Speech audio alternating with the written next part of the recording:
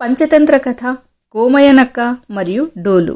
అనగనగా ఒక అడవిలో కోమయ్య అనే ఒక నక్క ఉండేది.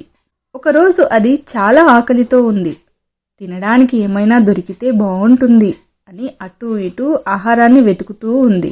అలా వెతుకుతూ ఒక పాడుబడిన యుద్ధభూమి దగ్గరకు చేరుకుంది. అక్కడ ఎవ్వరూ లేరు, నిశ్శబ్దం. దగ్గరలో ఒక పెద్ద డోలు పొదల మధ్య పడి ఉంది. అకస్మాత్తుగా గాలి బలంగా వీయడంతో పక్కనే ఉన్న తీగలు ఆ డోలుకు తగిలి ధడక్ ధడక్ ధడక్ అనే పెద్ద శబ్దం. ఆ శబ్దం విన్న కోమయ్యనక్క బాగా భయపడిపోయి, అయ్యో, ఇదేదో పెద్ద జంతువు శబ్దంలా ఉంది, నన్ను చూస్తే తినేస్తుంది అని కంగారు పడింది. ఆ జంతువు దాన్ని చూడకముందే అక్కడి నుండి పారిపోవాలి అనుకుంది.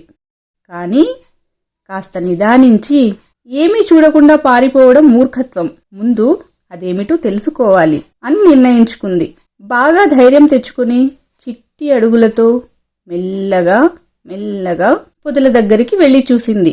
అక్కడ ఏ జంతువు లేదు, ఒక ఖాళీ డోలు మాత్రమే ఉంది. తీగలు దానికి తగిలి డోలు చేస్తున్న శబ్దం విని తన భయానికి కారణం ఇదేనా అని నవ్వుకుంది. అయ్యో, నేను దూరంగా ఇది విని ఎంత భయపడిపోయాను, ఇక్కడ చూస్తే ఏమీ లేదు కదా అని అలా చుట్టూ చూసింది. దానికి సైనికులు వదిలేసిన చాలా ఆహారం కనిపించింది. అంతే, నక్క కడుపు నిండా తిని ఆనందంగా అక్కడి నుండి వెళ్ళిపోయింది. పిల్లలు, ఖాళీ శబ్దాలకు భయపడకూడదు. దేన్నైనా స్వయంగా చూసి ఒక నిర్ణయానికి రావాలి.